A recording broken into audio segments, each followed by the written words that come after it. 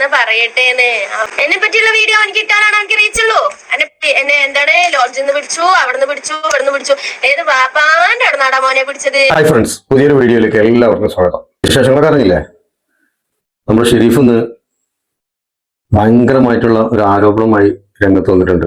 ഷാജിക്കെതിരെ. Just നമുക്ക് അതിനെ കുറിച്ചൊന്ന് കേൾക്കാം. അത് പറ മോനെ നീനേഷ. സുഖാണ്.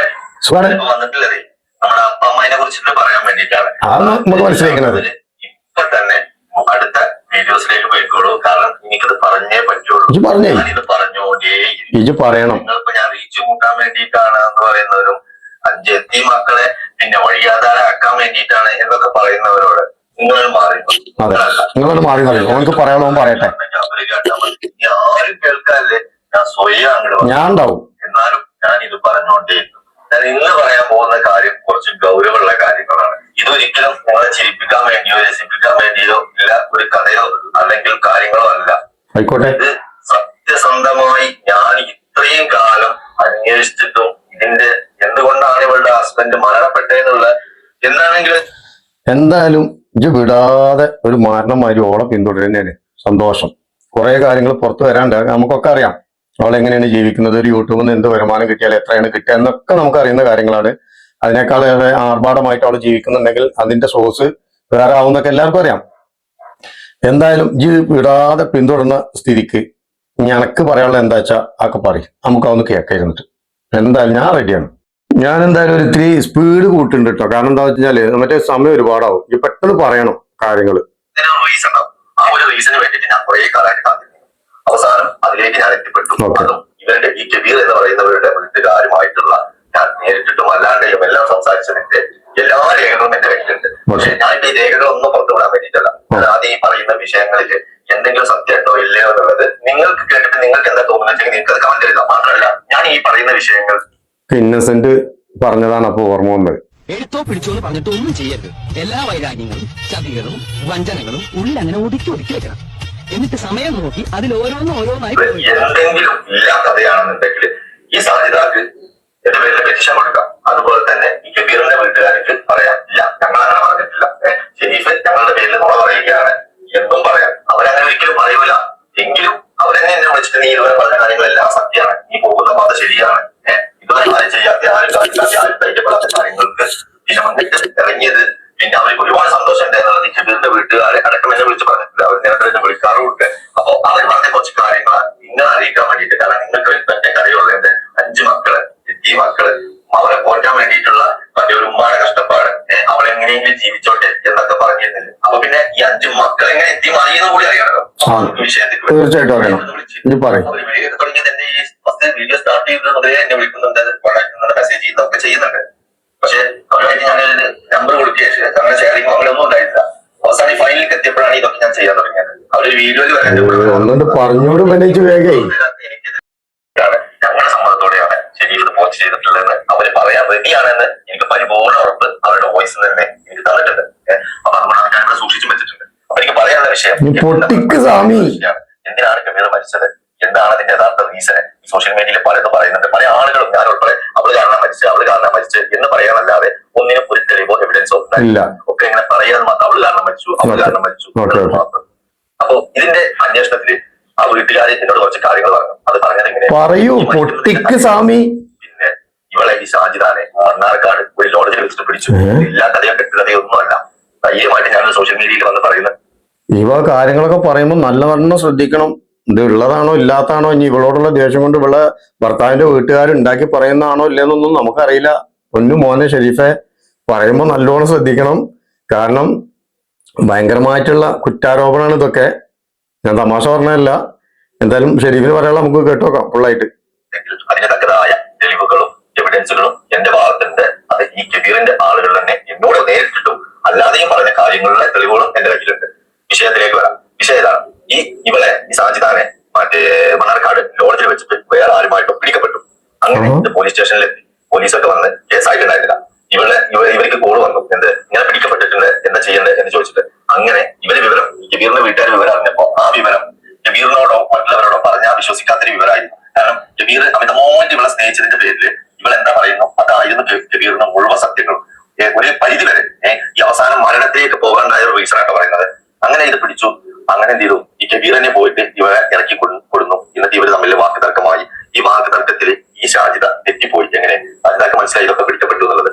തെറ്റിപ്പോയി സജിതാടെ വീട്ടിൽ.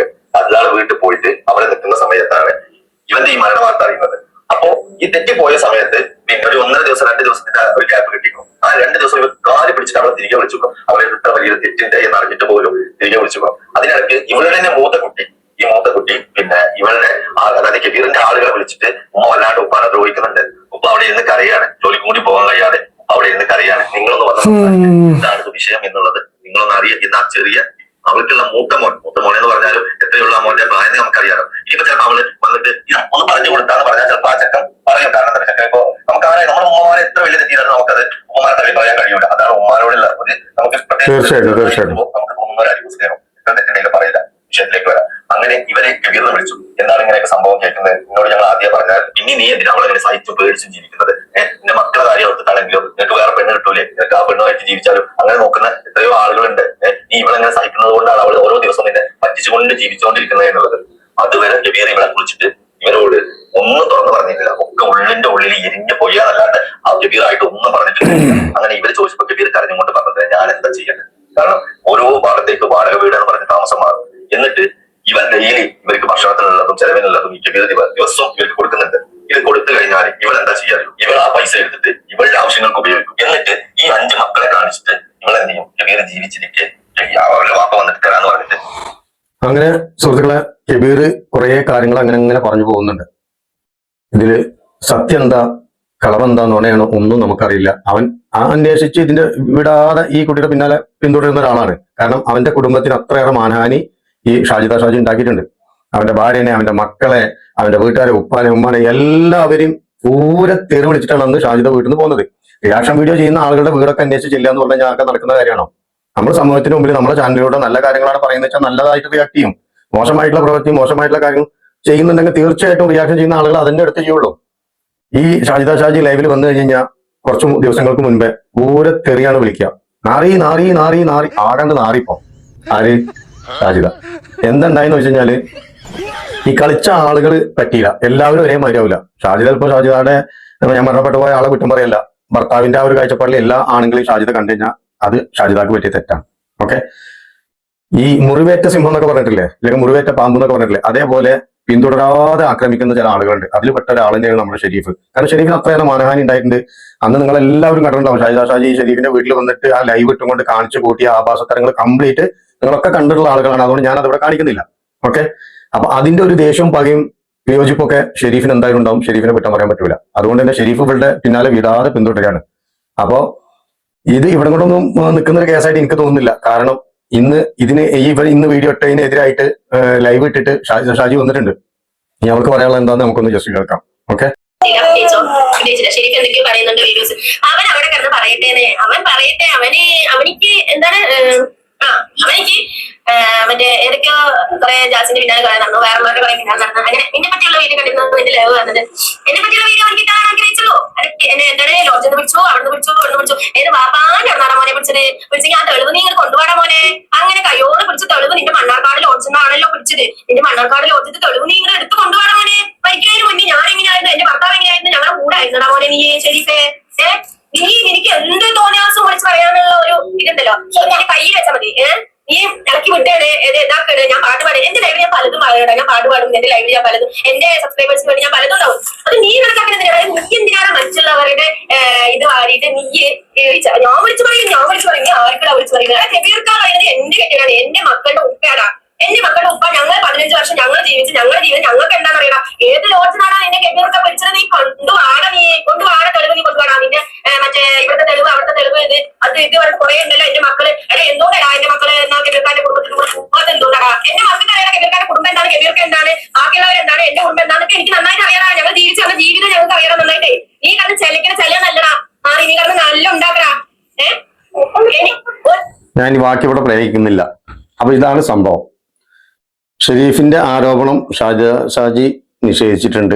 ഏത് ലോഡ്ജാണ്? മണ്ണാർക്കാടാണല്ലോ ഇപ്പൊ അവർ താമസിക്കുന്നത്. ഈ ഷെരീഫ് മണ്ണാർക്കാടാണല്ലോ. അപ്പം ഇത് തെളിയിപ്പിക്കാൻ പറ്റുമെങ്കിൽ തെളിയിപ്പിക്കടാന്നുള്ളൊരു വെല്ലുവിളി ഷാജി നടത്തിയിട്ടുണ്ട്. ഇനിയിപ്പോ അടുത്തത് ഷെരീഫ് അതിന്റെ പുറകെ പോയിട്ട് അതിന്റെ കാര്യങ്ങൾ പുറത്തുവിടും. ഇതുകൊണ്ട് എന്താന്ന് വെച്ച് കഴിഞ്ഞാൽ നമ്മൾ ഈ പല്ലിക്കുത്തി നാറ്റിക്കാറിയില്ലേ, ഇതാണ് ഇപ്പൊ സംഭവം. അതായത് പ്രേക്ഷകര് 2 ഭാഗത്തും എരി കൂട്ടി കൊടുക്കാനുണ്ട് ഇവരുടെ വീഡിയോസ് ചെയ്യുമ്പോൾ. അങ്ങനെ വിട്ടാൻ പറ്റൂല എന്ന് ഷാജിദാനും പറയും ഷെരീഫ് മോശക്കാരനാണെന്ന് അവളുടെ ലൈവ് കാണുന്ന ആൾക്കാർക്ക് അവിടെ വന്ന് കുറെ ആൾക്കാർ പറയും. ഈ പ്രേക്ഷകർ ശരിക്കും ഇതിലേ ഈ പരിപാടിയാണ് സത്യം പറയാന്ന് വെച്ചാല്. അപ്പോ ഇതുകൊണ്ടൊന്നും എന്താ പറയാ, ആർക്കും വലിയ ഗുണമുള്ള കാര്യങ്ങളൊന്നുമില്ല. നമ്മൾ റിയാക്ട് ചെയ്യുന്നത് ഈ രണ്ടുപേരുടെയും അഭിപ്രായം എടുത്ത് നമ്മൾ വീഡിയോ ചെയ്യുന്നത് എന്തുകൊണ്ടാണ്, നമ്മൾ റിയാക്ഷൻ അല്ലെങ്കിൽ റിയാക്ട് ചെയ്യുന്ന ചാനൽ ആയതുകൊണ്ടാണ് നമ്മൾ ഇത് ചെയ്യുന്നത്. അപ്പൊ ഇത് ജനങ്ങളിലേക്ക് എത്തിച്ചു കൊടുക്കുക എന്നുള്ളതാണ്.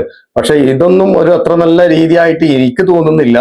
കാരണം ഓരോരുത്തരുടെ ആലെ വിധിച്ചിട്ട് എങ്ങനെയാ ജീവിച്ചു പൊക്കോട്ടെ, നമ്മൾ വിടാതെ പിന്തുടരുന്നത് ശരിയല്ല. പക്ഷെ ഷെരീഫിനുള്ള ഒരു ദേഷ്യം എന്താണ് ഈ ഷാജിദനോട് ചോദിച്ചു കഴിഞ്ഞു കഴിഞ്ഞാല്, ആ വീട്ടിൽ കയറി വന്ന് പുല്ലും പൊലാട്ടും അസഭ്യം കംപ്ലീറ്റ് വിളിച്ചിട്ടുണ്ട് അവരുടെ വീട്ടുകാർ കാര്യങ്ങളും. അത് മാത്രമല്ല ആ വീഡിയോ ലൈവ് എടുത്തത് കംപ്ലീറ്റ് അപ്ലോഡ് ചെയ്തിട്ട് യൂട്യൂബ് ചാനലിൽ ലക്ഷക്കണക്കിന് ആളുകൾ ഇത് കണ്ടുകൊണ്ടിരിക്കുകയാണ്.